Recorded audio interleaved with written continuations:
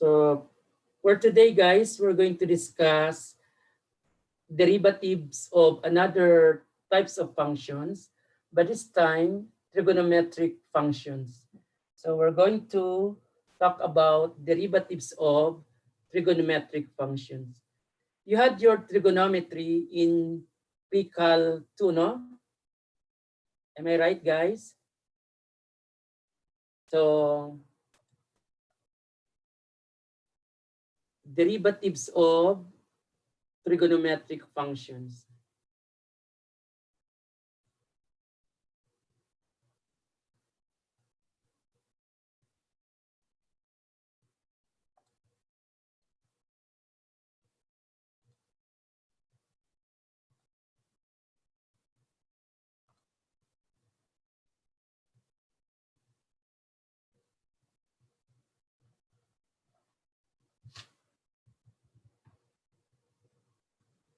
Okay?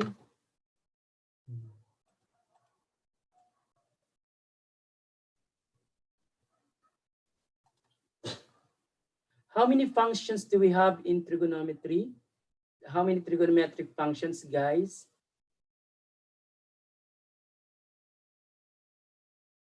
We have 6, no? Yes. So let u be a function of x. Assume that this is a differentiable function.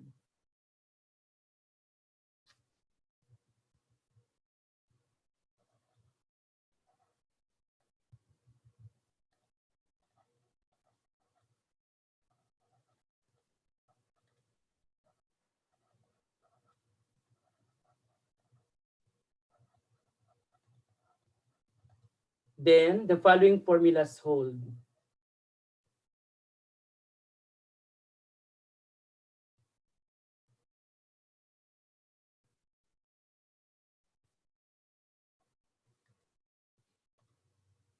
The first one, we have derivative with respect to x of sine function. Sine u is equal to cosine u times the derivative with respect to x of the argument of sine. Okay?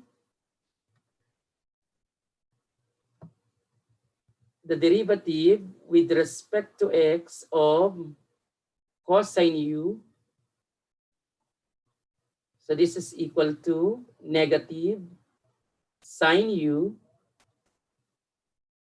times the derivative with respect to x of its angle. But in angle here, the angle here is in radian measure or in real, in what? As a real number, no? Our u here, not in degrees. If we have derivative with respect to x of tangent u, that is equal to secant squared u times the derivative with respect to x of u. The fourth one, we have derivative with respect to x of cotangent u, that is equal to negative cosecant squared u times the derivative with respect to x of u. Okay? Second to the last, we have derivative with respect to x of secant u. This is equal to secant u times tangent of u times the derivative with respect to x of u. And then finally, we have derivative with respect to x of cosecant u. Okay, guys? And that is equal to negative cosecant u cotangent u times the derivative of u with respect to x. Take note that the derivatives here the derivatives in multiply to the functions in the derivatives of the given function. So those are the derivatives of u. So these are multiplied to what? To the functions, not to the argument inside. Like for instance, in number 1, cosine u times this derivative of u with respect to x is multiplied to the cosine function, not to the u. Is that clear, guys?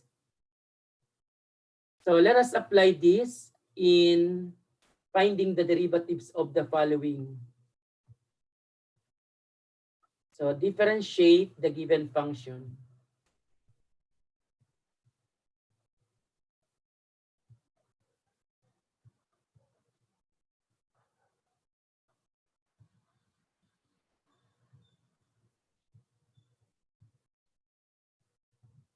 Number 1, let's say we're given f of x, which is equal to sine of 4x squared plus 3. So what is the derivative of this? Is there a formula that fits to this sine function when you get the derivative? Yes, no? The first Number one. 1. So getting the derivative of f, that is equal to the derivative with respect to x of what? Of sine function, no? Sine of 4x squared plus 3. Okay? So, but what is the derivative of sine? So from this first formula in the list, so the derivative is equal to what? Is equal to cosine of u. What is my u here? 4x squared plus 3. Okay, guys? So times the derivative with respect to x of its u. Its u is 4x squared plus 3. Okay? So getting the derivative of 4x squared plus 3, that is equal to what? 8x, then multiply to this cosine function. Take note, it is multiplied to the cosine function, not to the argument inside. Okay? So this is our f prime of x. Do you have any question with this, guys? None po. Okay, number 2. So let's say I have g of x, and this is equal to, let's say, cosine cubed of 1 over x. Okay? So getting the derivative of g, that is equal to the derivative with respect to x of cosine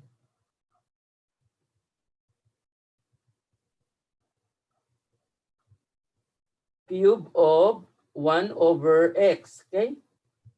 But what is the derivative of this?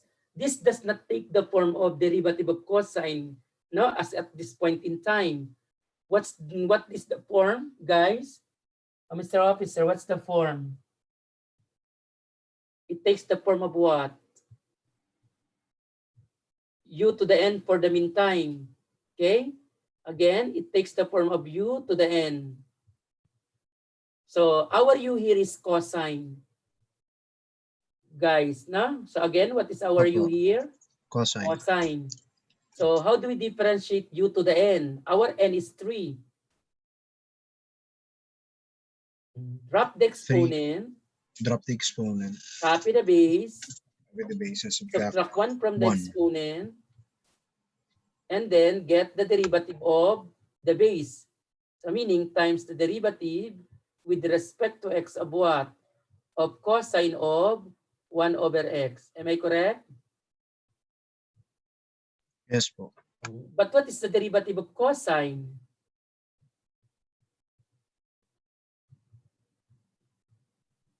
Oh, what's the derivative of cosine? Negative sine, Negative no? sign. From the first list. Ay, Yes po. second in the Number list. 2 No? po. So, second in the list. Copy the argument, but we're not done. We have to get the derivative of 1 over x. So that is constant over function. So negative 1 times derivative of x is 1 over the square of the denominator. So getting negative 1 over x squared. Okay? So let's finalize. So we have 3 times negative 1 times negative 1 over x squared. That is positive now, no? 3 over x squared multiply 2. Let's begin with sine of 1 over x, starting with exponent 1, and then cosine squared. So, of 1 over x. Actually, factors, arrangement of factors does not matter, no? You can have any arrangement. So that is the derivative of g with respect to x, or g prime of x, okay? By the way, common mistake is that from the function you get equal, not putting general, not putting g prime of x. Okay, so once you begin differentiating, be sure you have the notation for the derivative. Is that clear, guys? So let's have number 3. Number 3, we have y is equal to, let's say, tangent of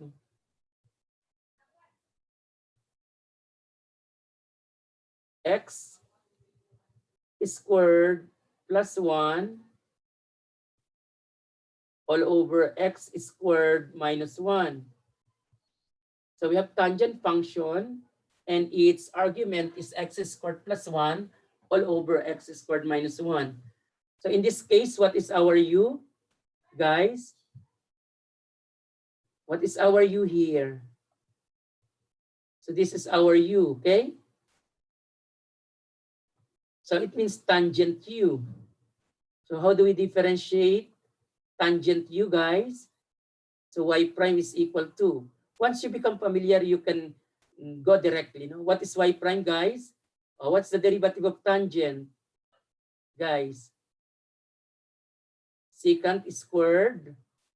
Then copy the argument. X squared minus 1 in the denominator. In the numerator, x squared plus 1. Okay? Times the derivative of its argument with respect to x.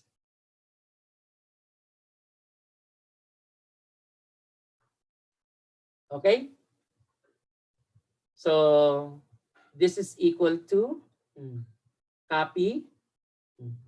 Or if you want, you can put the derivative here. What's the derivative, guys? The denominator.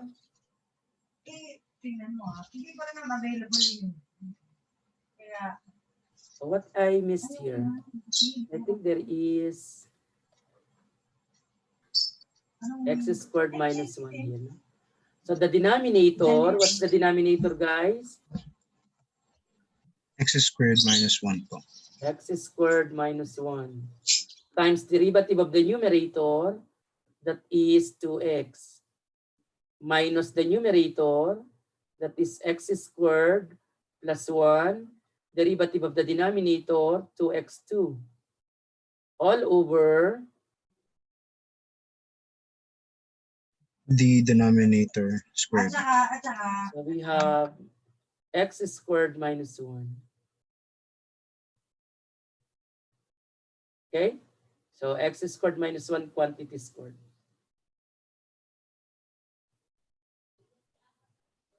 Then multiply 2 secant squared of x squared plus 1 over x squared minus 1. Okay?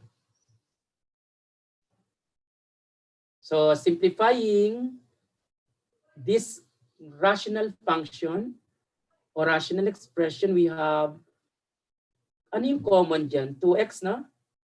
If I Opo. factor out 2x, I will get x squared minus 1.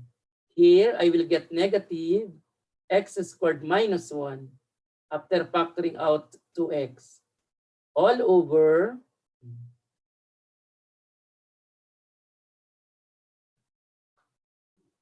x squared minus 1 quantity squared. Then again, multiplied by secant squared of x squared plus 1 all over x squared minus 1. Okay? We can still simplify this further, no? What is the final form now, guys? 2x times what? So x squared is canceled out, right?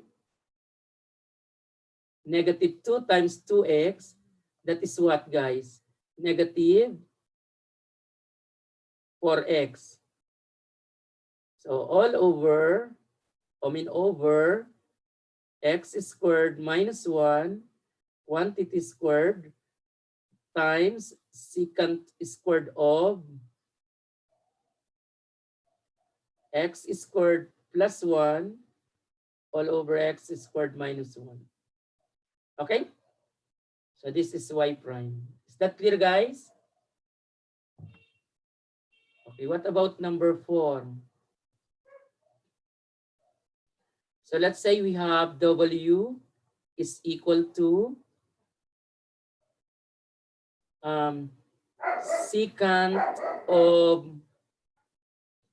4 theta times tangent theta.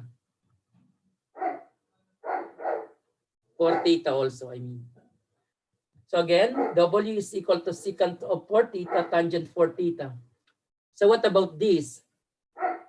Sophia, can I get the derivative immediately?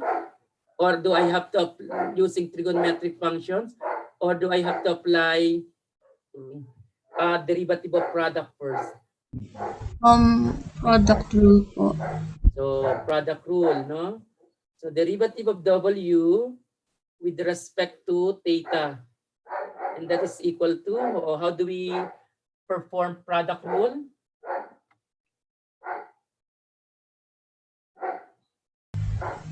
You The secant first, okay, so the first,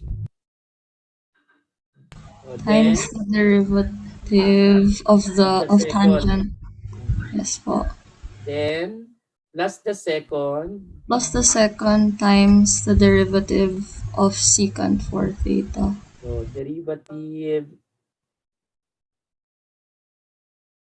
of secant, dapat with respect to theta, no? I got wrong here. Derivative with respect to theta of secant here, secant for theta. Okay? Okay, so we now have, so that is equal to, so secant for theta, what's the derivative of tangent? Secant squared Secant is for theta squared for theta times for 4, no? And then what about for the second group? Tangent for theta theta times times secant for theta secant for theta tangent for theta tangent for theta times times what? 4. Times 4. Okay, very good. So simplifying, we have 4 secant what? Secant cube, no? 4 Yes po. theta. And then second term, we have 4 secant 4 theta tangent squared 4 theta, na? Okay, so this is already the answer actually. Let's say it's a multiple choice in the long quiz 2 and you did not see this. So possible it is in factored form. Oh, so what is common here? 4 secant as an option. So we can factor out 4 secant 4 theta. And then we are left here with what? With secant squared, no? Secant squared 4 theta. And then here, tangent squared 4 theta. Okay, guys? That is the derivative of W with respect to theta. Or if you want, you can express one of these two functions, secant squared 4 theta and tangent squared 4 theta, one of them in terms of others, no? Like for instance, I can express tangent squared 4 theta in terms of secant squared theta minus 1. And then secant squared 4 theta, I can express that in terms of 1 plus what? 1 plus tangent squared 4 theta. You can do that if you want. Dear guys? So let's now have the fifth one. So we have, let's say we're given y is equal to 1 minus cosecant theta, let's say cosecant t over all over cotangent t.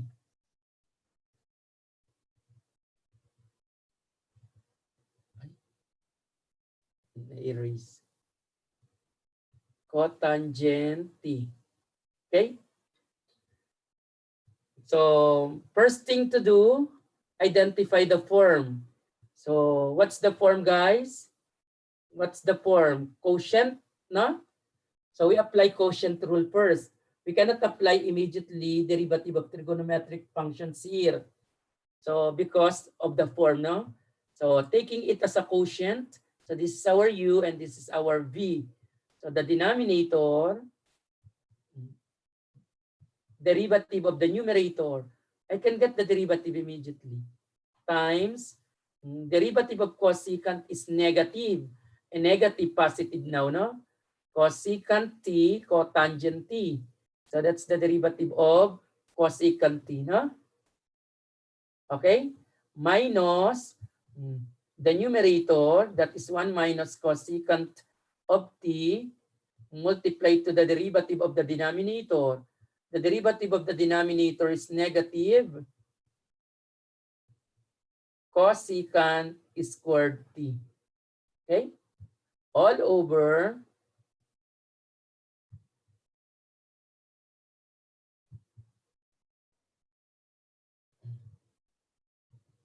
the square of the denominator.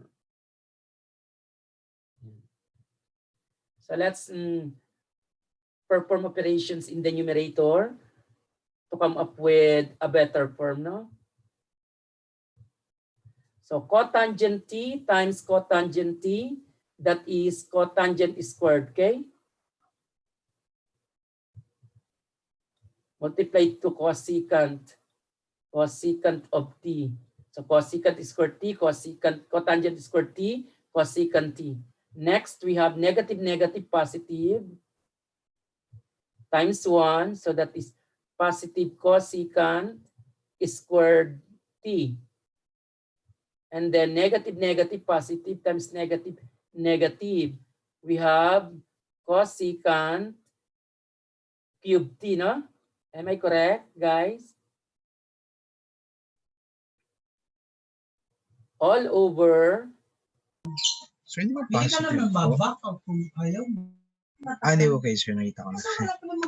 Because this is negative, 3 negatives. Yes po. All over cotangent squared t. Okay? So,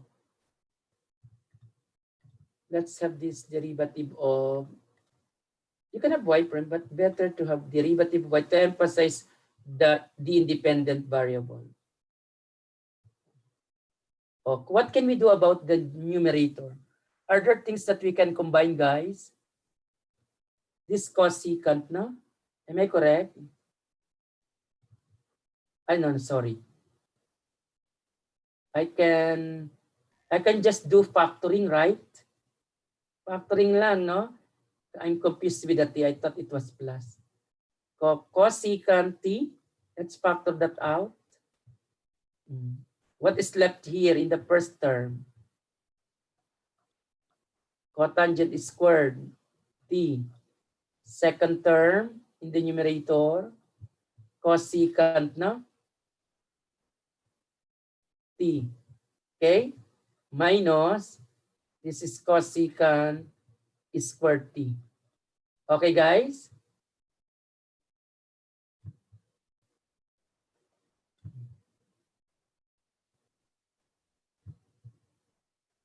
Mr. Officer, what can we say about cotangent squared t minus cosecant squared t?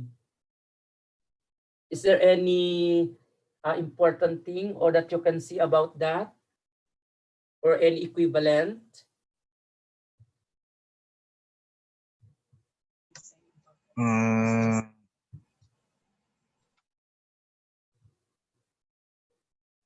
Is there any equivalent?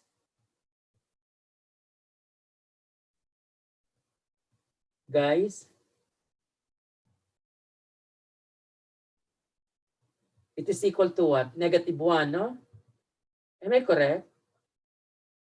Kitangon? Yes, po, sir. Minus, I think I need space here.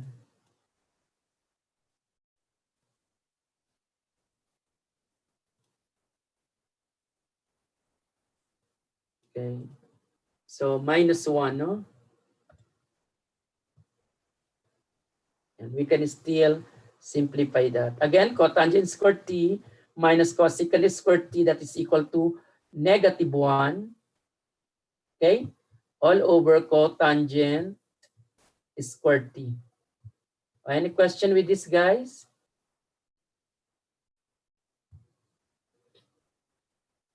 Okay?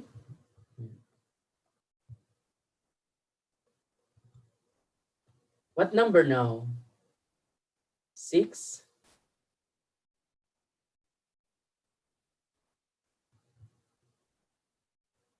Number 6. What about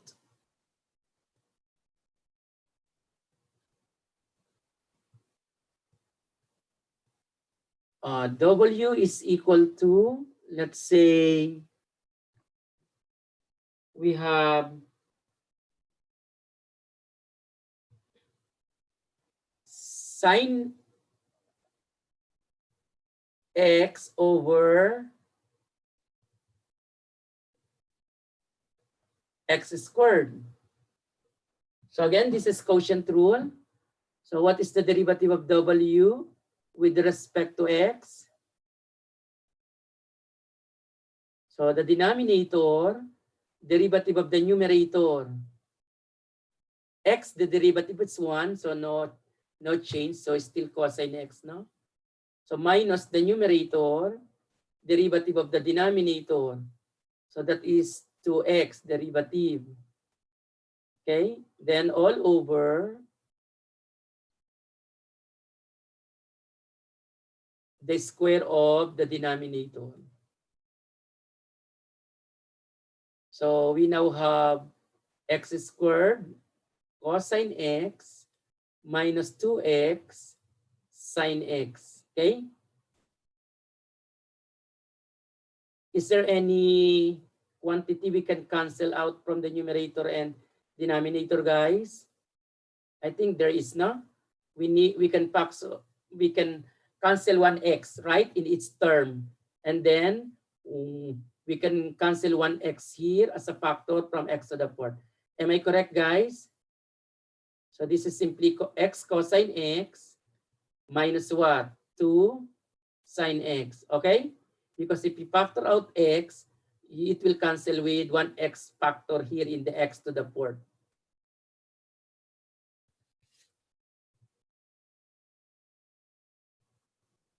So this is over x cubed, all over x cubed.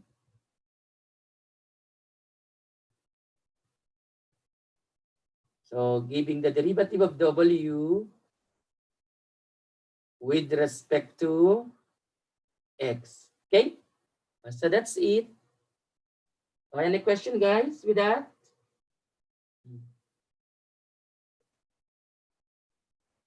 So find the indicated derivative.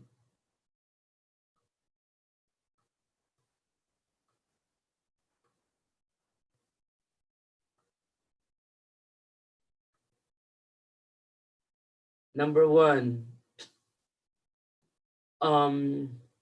let's say I have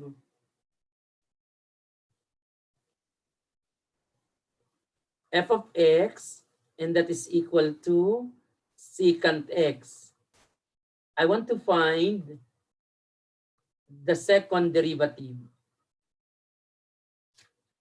So to get the second derivative, you have to get the first derivative first, no? What's the first derivative? Derivative of secant x is secant x tangent x, right? What about the derivative of the first derivative, which is the second derivative, which is what we want? So this is the product. How do we differentiate product? So the first derivative of the second plus the second derivative of the first. So the first is secant. What is the derivative? Secant x tangent x. Okay, so let's finalize that.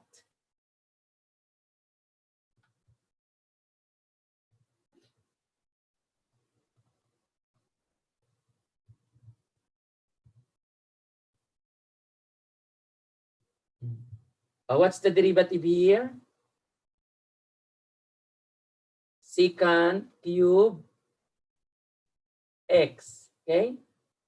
Plus secant x tangent squared x. Okay? So this is already the answer, no? But in factored form, if you want, you can have it secant of x multiplied to secant x quantity squared plus tangent x quantity squared. Okay? So that's it. You can have this or this one. So again, if it is multiple choice, it's up to you to check which one is in the choices. Or possible that the last one that we have is still not in the choices, but you know how to make use of identities so that you will able to express this in other form. That the form that is in the choices. Is that clear, guys? Guys. Okay. So number 2. What about if I have y equals x plus cosine of x. Find the value of y double prime, triple prime when x is what? When x is equal to 0. Okay? Para naman mas exciting when x is pi over 3. Let's see. Okay? First, we need to get up to that the first derivative. No? Get the first derivative. What's the first derivative? 1. Derivative of cosine, negative sine x. What about y double prime? That is equal to 0. But what is the derivative of negative sine x? Derivative of sine is cosine. times negative, so we have negative cosine. What about the third derivative, which is the last derivative that we need? Derivative ng cosine is negative sine x. But this is negative. Therefore, we have positive sine x. Okay, guys? So we are now ready to get the value of the third derivative. So what's the value of the third derivative? So the value of the third derivative when x is pi over 3 is what? This is equal to sine of pi over 3. But what is pi over 3? So that is 60 degrees, right? And sine of 60 degrees is square root of 3 over 2. Am I correct, guys? Yes po. Okay. Okay, so let's have number 3.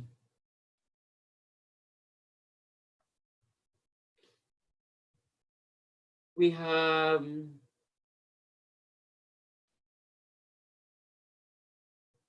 y is equal to f of x. F of x is equal to 1 over sine x plus cosine x. Okay? So I want to find the value of this derivative when x is 0. Okay? So what is the value of f double prime when x is 0? So again, getting the first derivative, we consider it as quotient of constant over function. So how do we differentiate constant over function?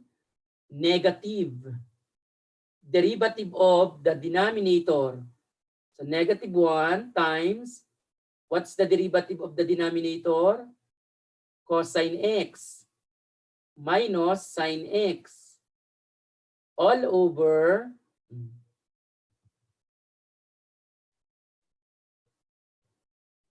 the square of the denominator.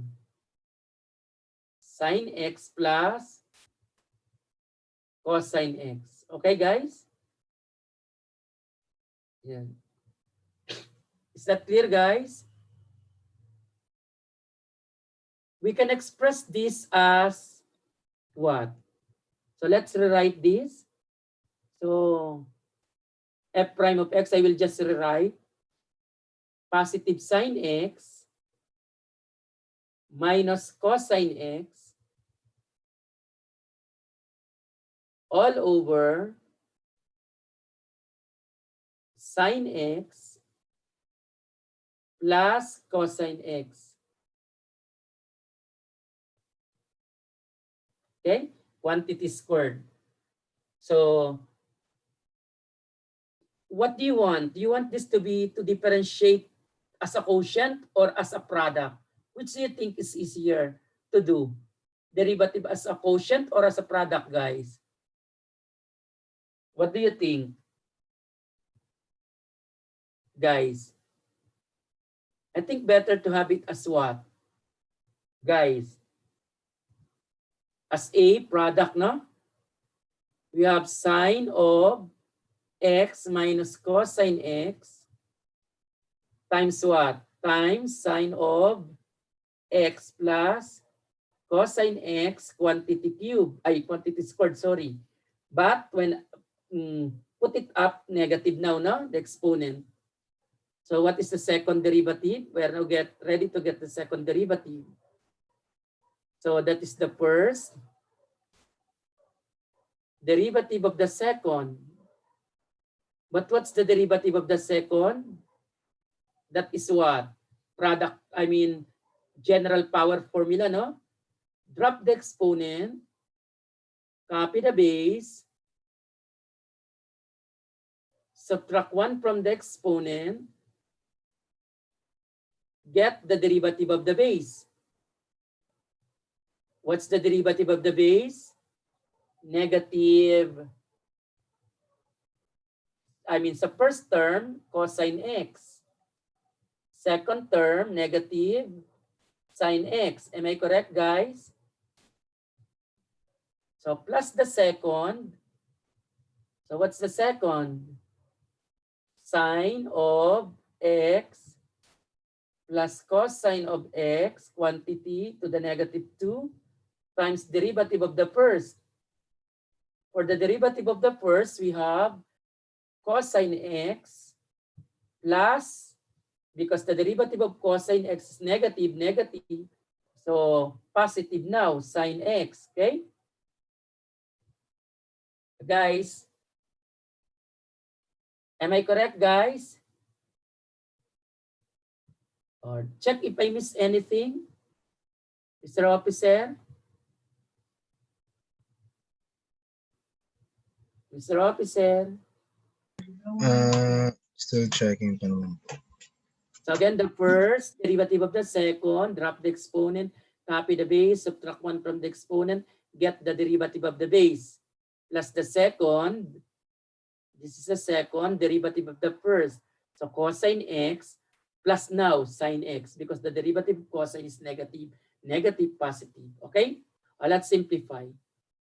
So this part, guys, and this part, they differ only in what? In sign.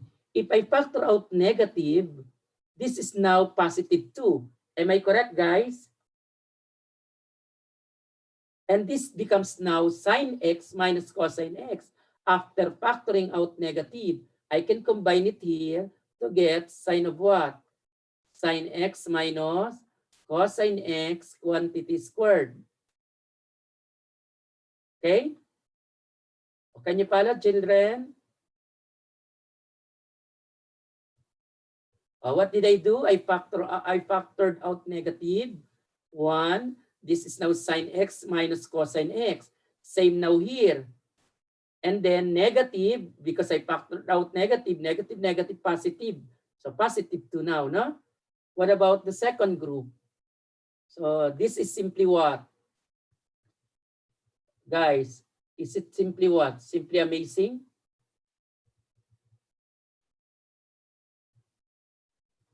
Simply to the negative 1, no? Sine x plus cosine x, quantity to the negative 1. Am I correct, guys? What is common? What is the quantity that I can factor, that I can factor out? Ano yung mas maliit? Negative 3 o negative 1? Ang exponent. Negative 3, no? So sine x plus cosine x raised to negative 3. What is left here? 2 together with sine x minus cosine x raised to 2 plus, I factored out negative 3, no? Ano na lang matitira rito? Sine x plus quantity to the negative 3, I mean, 1 sine x plus cosine x quantity to the negative 3. If that is factored out, so we have sine x plus cosine x raised to positive 2. Am I correct, Mr. Officer?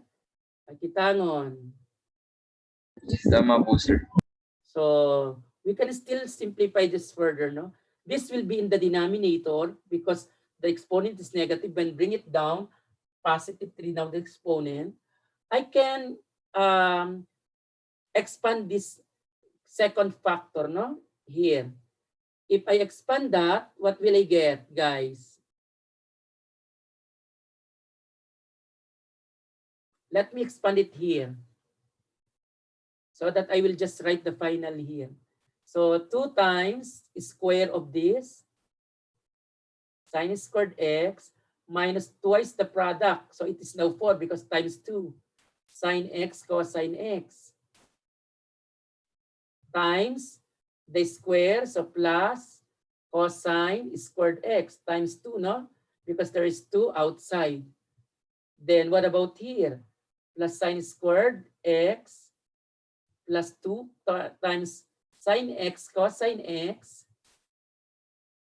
and then plus cosine squared x. So I can now combine this and this, giving what? 3.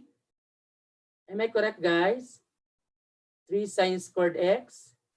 Okay? What about negative 4 sine x cosine x plus 2 sine x cosine x? So negative 2 sine x cosine x. And then we have 2 cosine squared x plus cosine squared x. That is what? 3 also. Am I correct, guys? Guys? Guys? Yes po. Okay. What about 3 sine squared x plus 3 cosine squared x? What can we do about that? Huh? Villanueva? What can you see about 3 sine squared plus 3 cosine squared? When you factor out 3, you will have sine squared x plus cosine squared x. That is famous in trigonometry, as famous as Galileo Galilei. Guys, this is now to the negative 3. When bring it down, positive 3 now, ha? And this second group is now in the numerator. When simplified is this. We can simplify this further, no? Villanueva, Capio, Dichoso. What about Dichoso? It is what? 3, no? Just 3. Okay? Am I correct that this is just 3, Kitangon? Yes po. Because when I factored out 3, it becomes what? 3 sine squared x plus cosine squared x. So sine squared x plus cosine squared x is what? Is 1, no? So minus 2. So minus 2 sine x cosine x all over sine x plus cosine x. Okay? Yan. So again, if it is a multiple choice, halimbawa, ito yung tanong. If this is the question and you did not see this, perhaps there is an identity applied. Sophia, what identity can I apply to the second term in the numerator? What is this equal to, Sophia? 3 minus sine 2x. Minus sine 2x, no? That is equal to that second term, no? So finally, we have this, okay? But of course, we want to find the value of this. Kaya kung let's say derivative is asked and it is a multiple choice and you did not see this, but this is already accepted, no? So, but let's say you did not see that, perhaps identity is applied and you have this, no? Yeah. So we are now going to get the value. What's the value, Sophia, of second derivative when x is 0?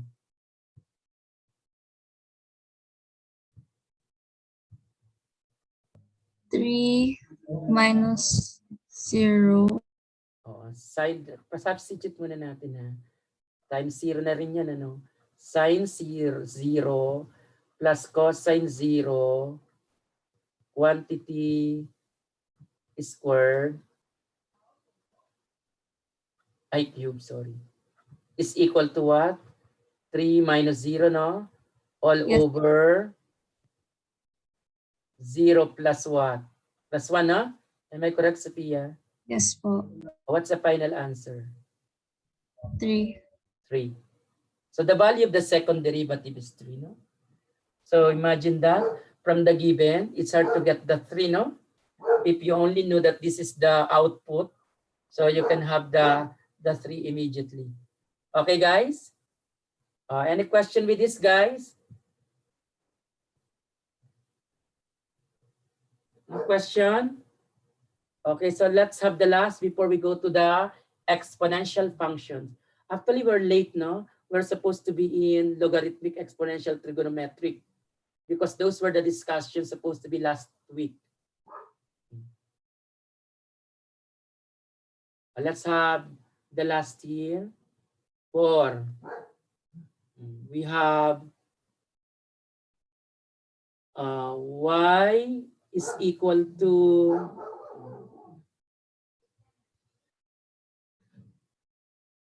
square root of 4 plus tangent squared x. Find the value of the second derivative. I mean first derivative only, because it might be long when x is 0. Okay? So again, first derivative. What's the first derivative? Oh, how do we differentiate, guys, quotient? I mean radical, square root. Guys, how do we differentiate square root? Guys.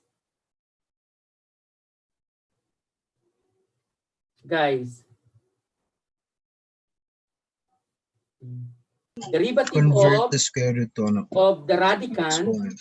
Anong derivative ng radicand? Derivative, sulat ko ha, para kung sa ulo niyan, you can go directly. But for the meantime, let me write that. All over, there is a direct formula for that, no? So remember, guys? So what's the derivative, guys, again? The derivative of, with respect to x of, is square root of u, that is equal to derivative of u with respect to x over 2 square root of u. Okay? So we apply that. If we apply that, so we have 2 here. Then square root of, we just copy this radicand. No?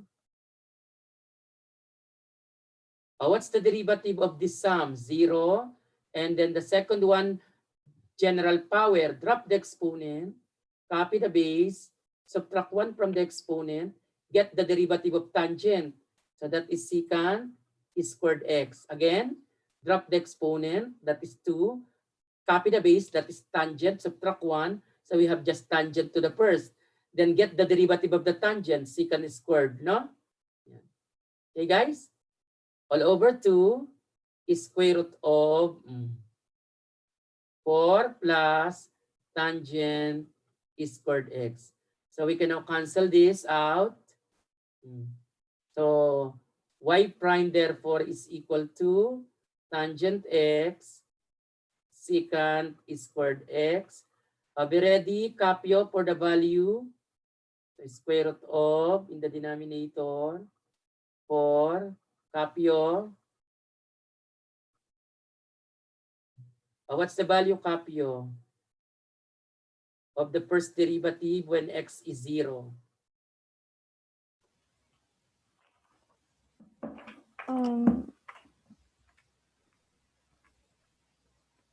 What is tangent 0?